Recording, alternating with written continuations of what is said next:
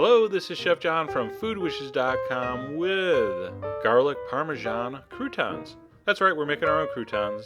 And I don't mind store-bought croutons. If it wasn't for the, exorbitant price, artificial ingredients, and high sodium content, they'd be perfect. By the way, for best results, you should make this wearing a white V-neck t-shirt with some chest hair showing.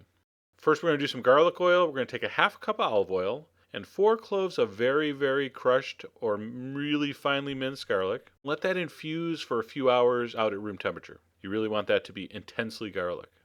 Then we're going to take 1 loaf of French bread, baguette, which is 8 ounces.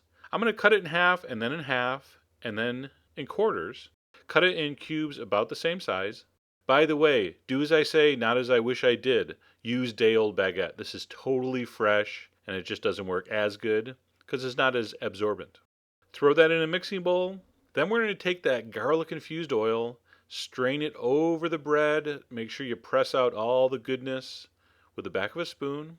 Take a spatula and toss that really well.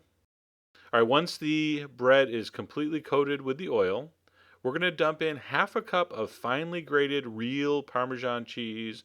None of that stuff from the green canister, please. All right, we're also going to put in some freshly ground black pepper. All right, a pinch of salt, maybe about a half a teaspoon, which I don't even think you saw that go in. A little shake of cayenne and or paprika. So if you like it spicy, use cayenne. And then a big pinch, about a half a teaspoon to a quarter teaspoon of dry Italian herbs. Give that a toss. And then we're going to put that out on a baking sheet. Make sure they're all spread out nice and even. Single layer. Okay, you don't want them on top of each other. You want them single layer.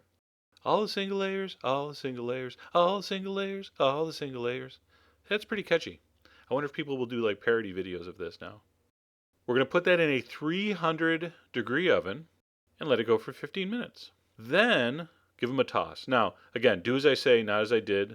Take them out of the oven, close the oven, toss them, put them back in the oven because, you lose all your heat. All right, put those back in for about 15 more minutes. All right, so 15 minutes later, take them out. They're not going to be cooked yet, but they're going to be getting close. I'm going to push them together with the spatula, kind of so that they're touching, because I'm going to sprinkle over another quarter cup of Parmesan cheese, and these are going to go back in until crispy, crunchy, and delicious. So it might take 10, 15, 20 minutes more. It depends. So what you want to do is just play that by ear. So just don't burn them and just don't undercook them. Somewhere in between would be perfect. So there you go. Garlic, Parmesan, croutons. Those are just waiting to go into some Caesar salad. One huge tip here, do not put these away in a container until they're completely cold.